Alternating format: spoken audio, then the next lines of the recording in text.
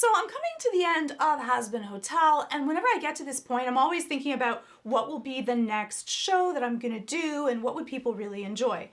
And I think a few of you possibly have wanted me to cover Hell of a Boss.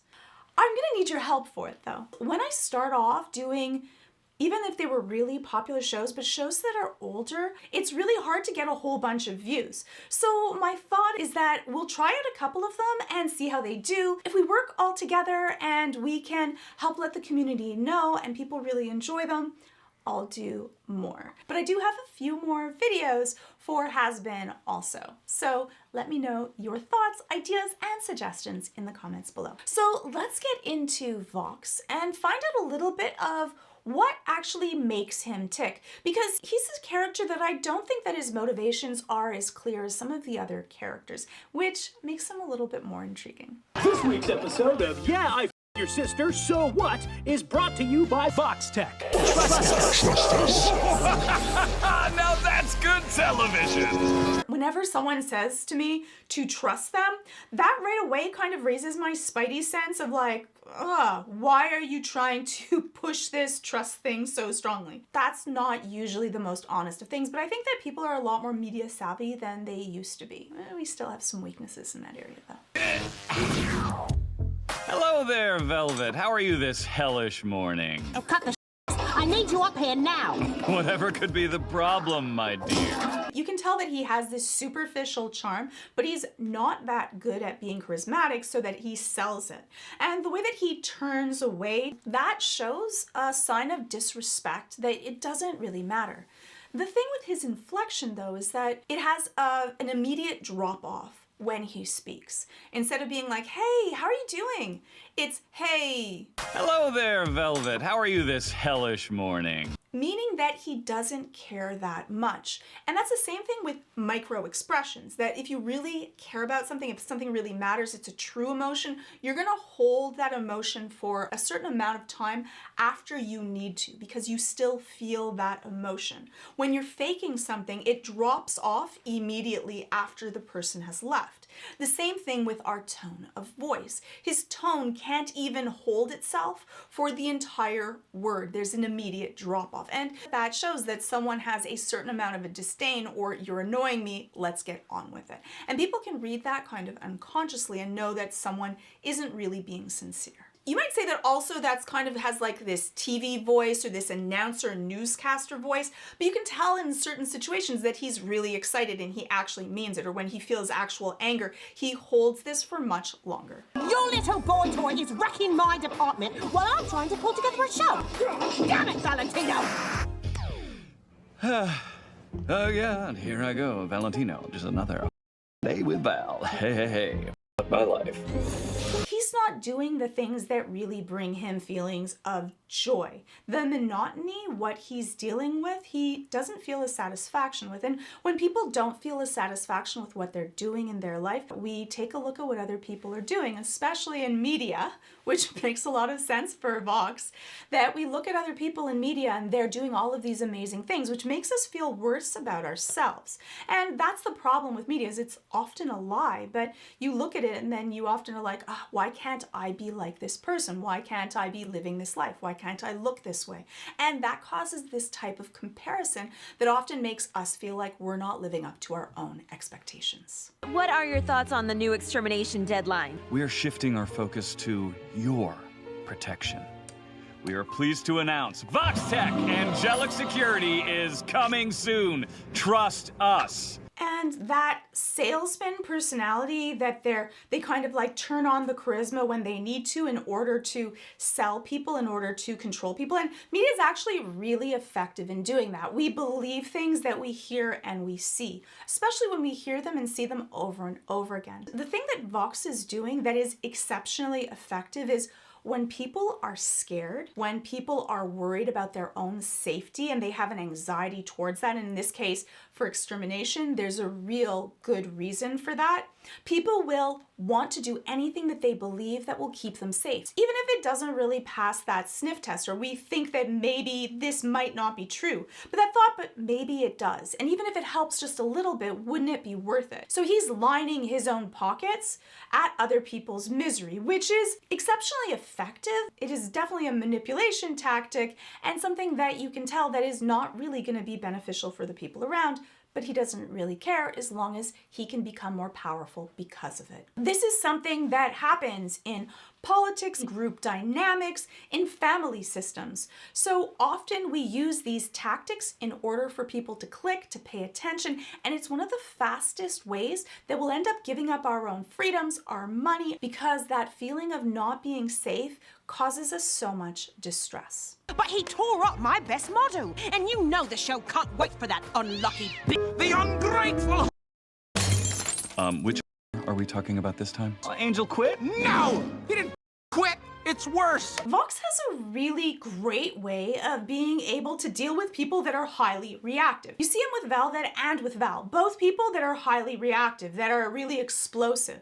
And the best way to deal with that is to be really calm and non-reactionary. So even when Val throws something at him, maybe not meaning to actually hit him, but in his direction, if he was gonna get really upset, it would actually add more fuel to the fire, and it could make Val or Velvet even more angry. And often these two personality types can work really well together. People that are reactionary, if someone has more of an anxious personality, it can be really nerve-wracking to be around someone that you never know when you're gonna step on the minefield and something's gonna blow up. For people that are really kind of calm and more analytical, a little bit more leaning towards some Machiavellian traits, they can handle this, and it's more like they're going through problem solving. But they don't have a strong anxiety response unless they actually care about something. He already knows going into this that he has to be able to listen, make someone feel like they're kind of heard, and on their own, they're gonna feel more calm as long as they're listened to. He thinks he can run off and shack up with Lucifer's bimbo daughter. Angel is living with Lucifer's daughter now? What are you doing, Val? You're not going over there. That slippery is going to remember who owns him. And he's able to kind of answer and listen to what the other person is saying and feed that without actually making them feel more upset. But Vox does enough of being able to listen to Val and give him a little bit of affirmation while also kind of diverting and calming them down at the same time. And I think that that is a very special skill that Vox has. Think about it. Our brand is perfection. And what do you think chasing around town will do for our image? It up? Right!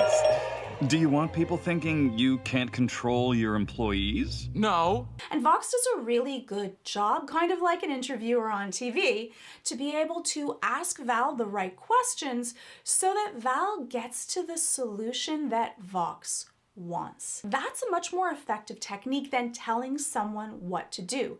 It makes the part of their brain that deals with analyzing a situation be activated and think about what's happening. Because when we're really, really upset, we have the activated, anxious, or angry part of our emotions that are controlling everything. And so asking questions that the other person has to answer so they can analyze it is a really fast way to help them calm down and start thinking again.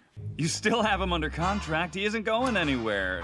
So you should Do nothing? Great idea! I like also that Vox kind of very sneakily took away the guns, which is the first thing, but also you see the reward that Vox did right away when Val gave the answer that he wants. The fastest way to move someone that has narcissistic traits is by having them think that it's their solution, even though it was actually yours that you implanted. Angel isn't the only one spending time at this ratty hotel. Oh, who else is there? Someone who owes you money? The radio demon is there.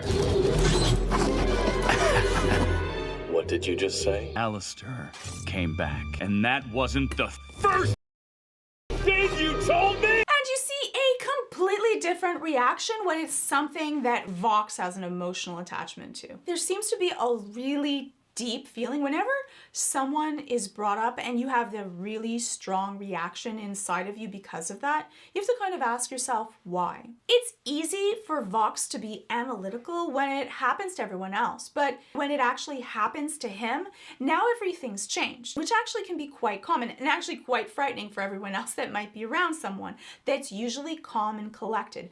But Alastor is someone that actually gets under his skin. He doesn't have this superficial kind of media like pretend persona that you could show on camera when it comes to Alastor. That is back. Yeah, I thought he was gone for good too. It's been 7 years. You still pissed? He almost beat you that time. You. And those are some of the clues why, for Vox, there's so much animosity towards Alastor. Now, it's kind of interesting when we talk about scorn or disdain or jealousy. And I don't know if it's just emotional jealousy, like that they kind of had a thing with each other or Vox kind of liked him. But there's definitely also this kind of competition in between both of them. They're both in similar fields and actually competing fields. So it makes a lot of sense that he would feel this level of competition with Alastor. I gotta send a message of who's really in charge of things now.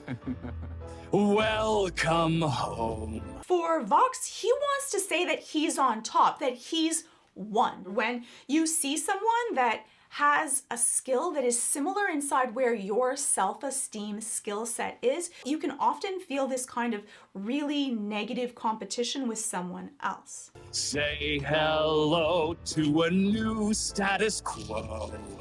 Everyone knows that there's a brand new dawn. Turn the TV on.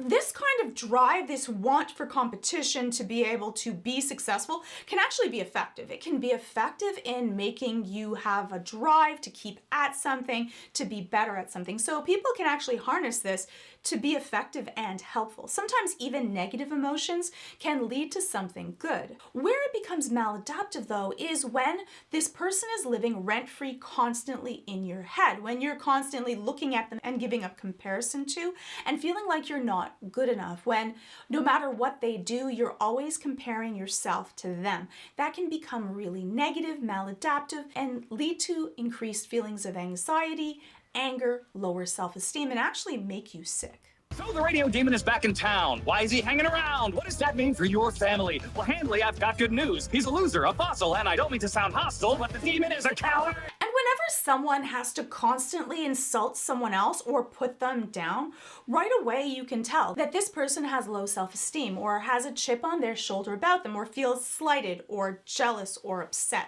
Because there's no real reason to do that. This only happens when you have an internal imbalance and it comes out as being really negative. And this also happens to people that are more fragile narcissists that don't really feel stable in who they are. Everyone that they hang out with, they're constantly putting a comparison to. But for Vox, it seems like there's only one person on his radar, and that's Alastor. For other people, he seems to deal actually relatively well, even if they're upset at him. A cloud-chasing, mediocre video podcast. Is Vox insecure, pursuing a lure, running between this, that, and that? Is nothing working? Ignore his chirping. Every day he's got a new format. And Alastor's skill is actually getting under other people's skin. So for Vox, this is not the person to do battle with, because you can tell that for anyone else, Vox can kind of handle people being upset or even insulting or even aggressive towards them exceptionally well. But Alastor even saying the most minor of insults makes Vox lose all composure. And that's what happens. When you build someone up and you're thinking about them all the time, actually then when you have an interaction with them, there's less chance that you're going to do what you wished you did.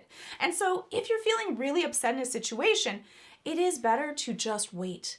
Take a breath, don't talk, don't text, don't go on media, don't say anything, wait until you're much more calm, because the interaction probably is not going to go your way, or you're going to say something or do something that you will regret, or you'll look back on it and wish you had handled differently. Because when you're really upset, you're not thinking, you're just going to say something out of emotions. And so it's better to be calm and then interact.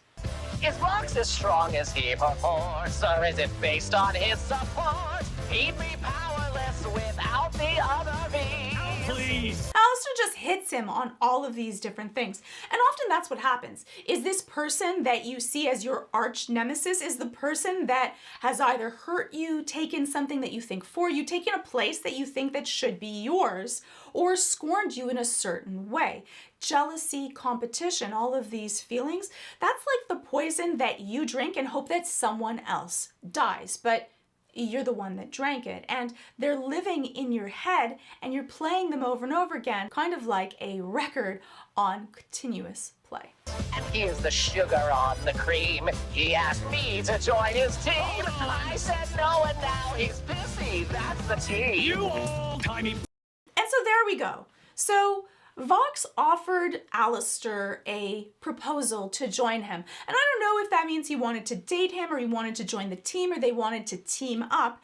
And Alastor snubbed him. And for someone that believes that they're on top of the world and doing everything well, that feeling of being snubbed can cause a whole bunch of scorn, where you can feel actual contempt for the other person, because how dare you do that to me? Often we then think that that must be because you think that you are better than, or you're too good for me. Now you want to see them fail. It's much healthier to just lengthen your own line, because success is its own victory. But for many people, they want both. They want to succeed, but they want the other person to fail. They see themselves, even if it isn't the case, in direct competition with the other person.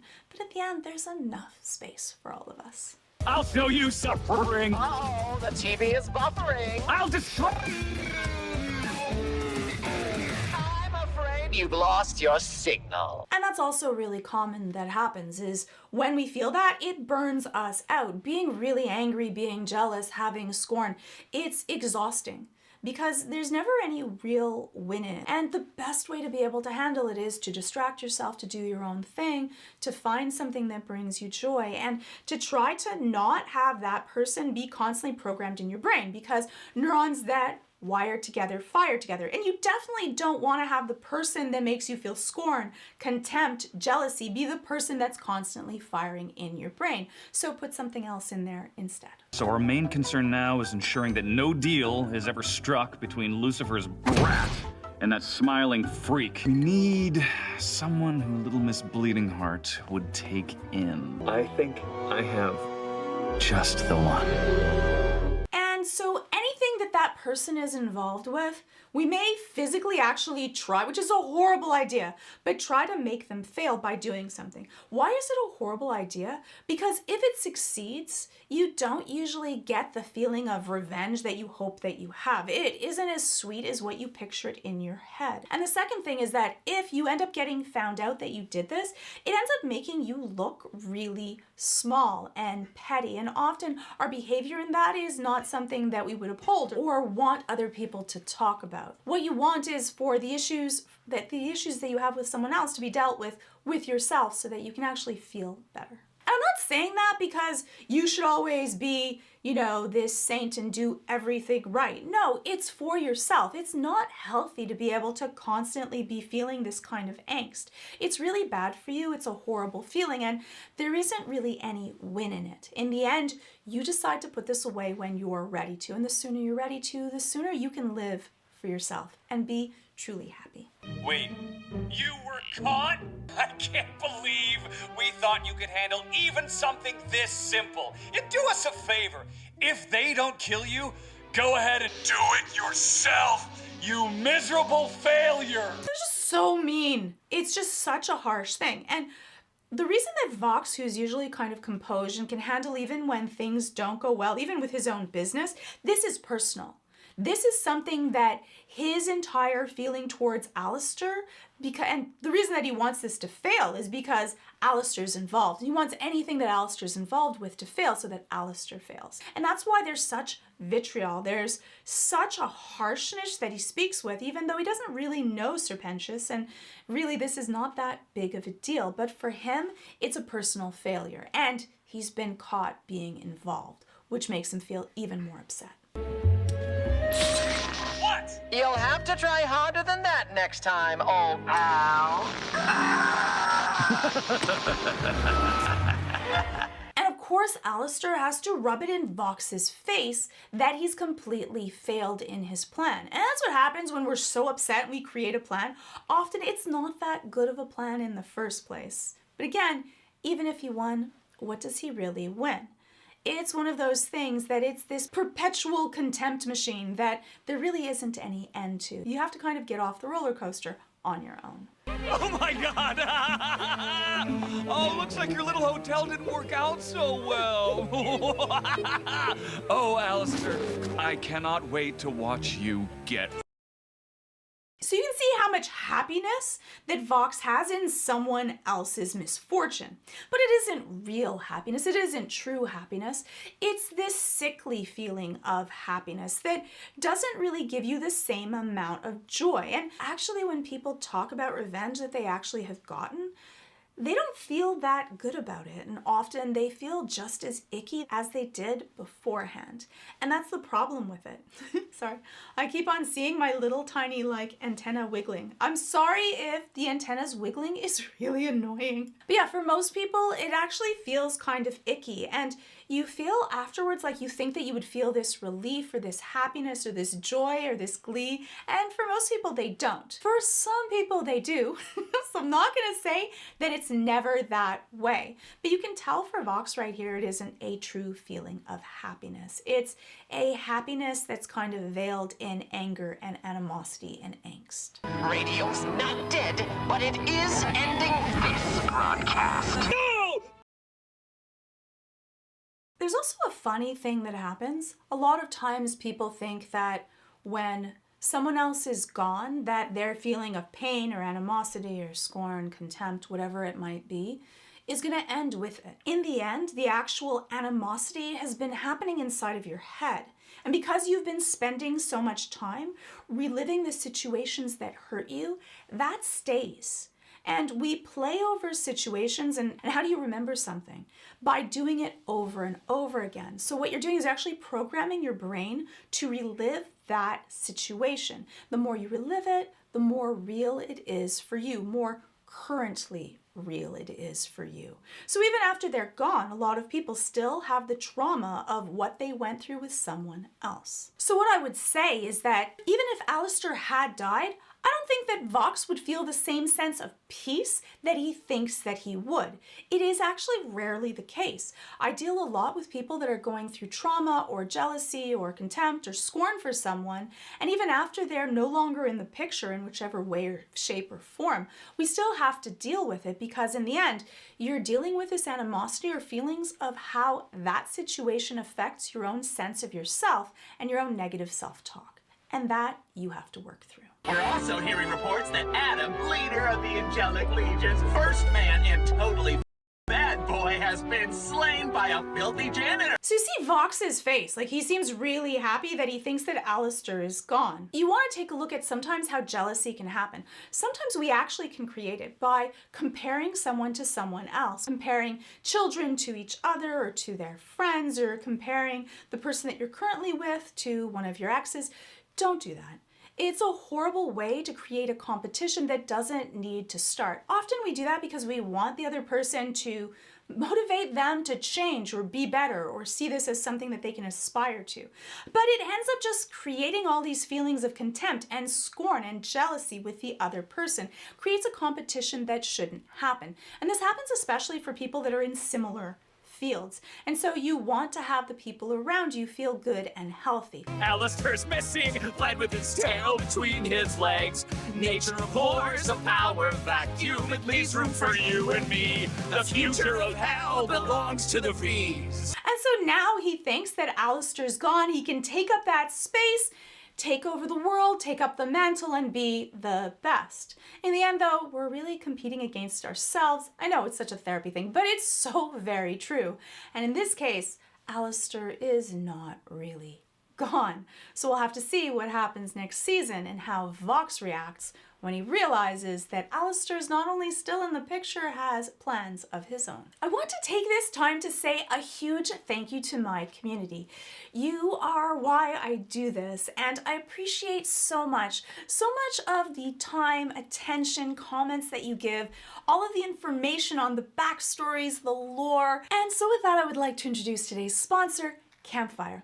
Campfire is a reading app where you have ebooks, but it's not just that. These ebooks come loaded with a VIP pass where you get into the canon of the stories you love to read, where you can explore, find out all kinds of treats and trinkets about all of the characters.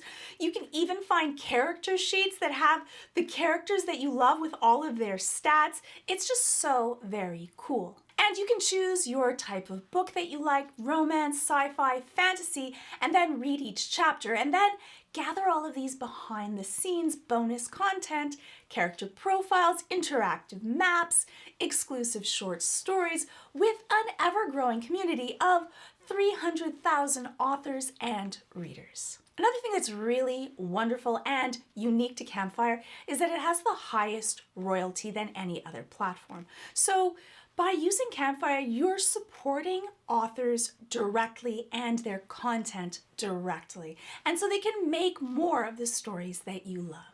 And for those of you that are an author yourself or enjoy world building, you can use Campfire to create a world of your own with visual mapping and character profiles to create stories and gather your information really easy with these really cool timelines so that you can figure out what's happening in your story at each time. You can also have notes and character profiles, which makes building your characters really fun. That's the way that I go through my character analysis. I actually go through what are people's fears, what are their strengths, what are their motivations. And so you can create these profiles so that if you have to wonder what each person would do in each situation, so that you don't have to keep it in cache, you can just go back and make sure that you don't forget something or end up building a character that you've broken what they usually do in a situation. So whether you're a reader or a writer, I think that you will find Campfire a really fun way to read, support, and fully engross yourself in the world of stories that you create and love to read. So click on the link in the description and become a part of your author's world today with Campfire. So these are a little bit of my thoughts on Vox. You can let me know your thoughts in the comments below. And if I can spend a little bit of time and get dressed up, you could take maybe a second and hit the subscribe button. I would really appreciate it. Thanks.